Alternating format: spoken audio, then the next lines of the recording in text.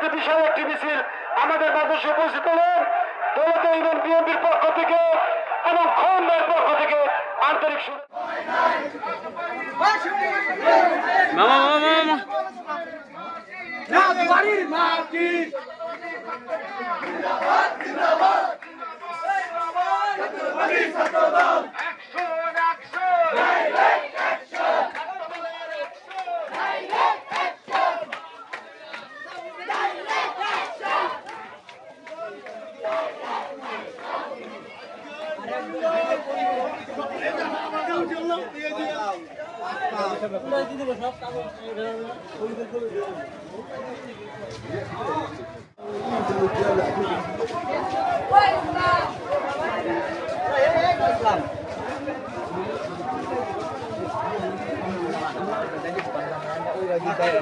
জাতীয় পার্টির ছাত্র দল